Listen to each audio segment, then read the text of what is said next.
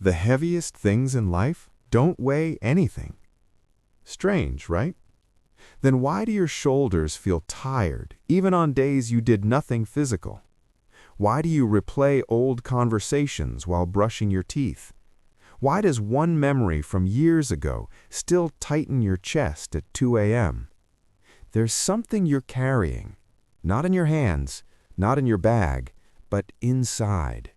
Maybe it was a mistake, a betrayal, a word you never said, or a word someone said to you.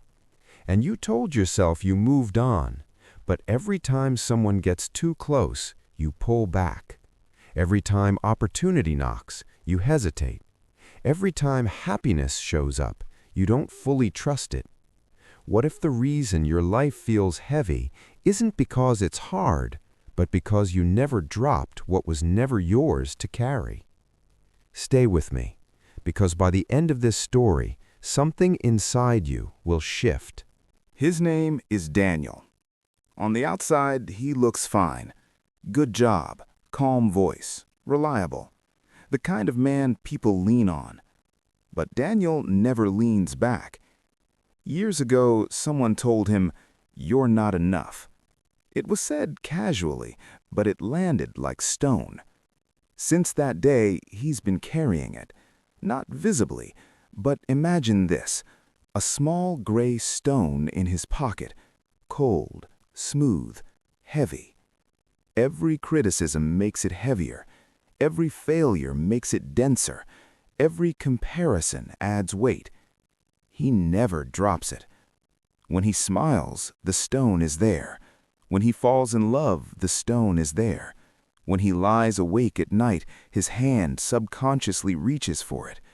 Because somehow, the pain feels familiar, and familiar feels safe.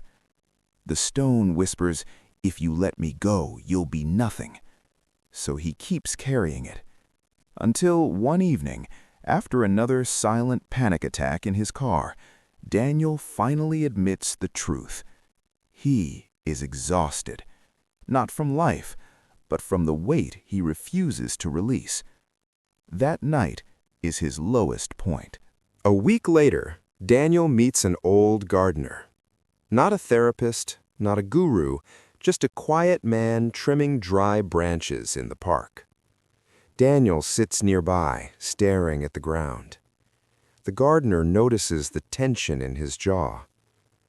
"You look like someone carrying something heavy," he says gently. Daniel forces a smile. "I'm fine." The gardener hands him a small stone from the soil. "Hold this," he says. Daniel does. "Now imagine you never put it down. Not today, not tomorrow, not for years." Daniel's fingers tighten. "It would shape your hand," the gardener continues. "It would decide how you move, how you greet people, how you live." Daniel swallows. The gardener looks at him calmly. "Just because you carried it for years doesn't mean you have to carry it forever." Silence. Wind through the trees. And then the truth lands. Core quote: "The weight you refuse to drop decides your direction." Daniel feels it, not as advice, as shock, because suddenly he understands. It's not the world controlling him, it's the stone, and he's the one still holding it. The next morning, Daniel goes back to the park. The sky is pale. The air is still.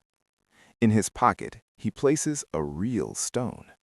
Same size he imagined for years. Cold, solid, familiar.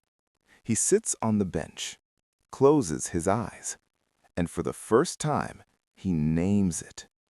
"I am not enough. I should have done better. I always ruin things." Each sentence feels like gravity. His hand tightens. Mini peak. His chest burns. His mind screams, "Don't let go. You need this to stay sharp." But then he remembers the words. The weight you refuse to drop decides your direction. Again, the weight you refuse to drop decides your direction. His fingers tremble. Slowly, he opens his hand. The stone falls. A small sound against the dirt. That's it. No thunder, no applause. But something inside him expands.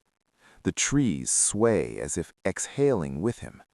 The wind touches his face differently. For the first time in years, his shoulders are level. Not because life changed, but because he did. And in the quiet, he feels lighter than he has in a decade. Now, let me speak to you. Yes, you. Close your eyes for a moment. Imagine a small stone in your hand. Give it a shape, a color, a temperature. What does it represent? A name? A regret? A sentence someone said? Hold it tighter in your mind. Feel the tension in your fingers. Notice your shoulders, your jaw. Now, hear this again. The weight you refuse to drop decides your direction. Say it silently, slowly. Now imagine standing near water, a lake, an ocean, or even a quiet river. On my count of 3, you open your hand. 1, 2, 3. Let it fall. Watch the ripples. Breathe out. Do this for 60 seconds after this video ends. That's it, because the stone was never part of you. It was something you kept choosing. And remember, the weight you refuse to drop decides your direction. Let me ask you something. What stone are you still carrying? Is it a mistake from 5 years ago? A breakup you never healed from? A version of yourself you're ashamed of? Be honest, because most people don't suffer from their past, they suffer from gripping it. Many-Peak, you say you want peace, but you keep rehearsing pain.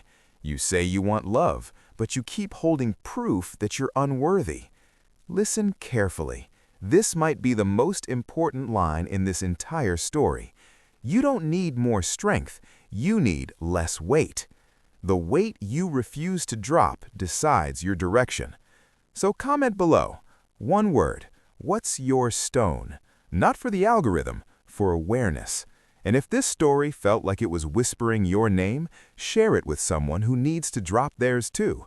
Because the moment you open your hand, everything changes. Drop it.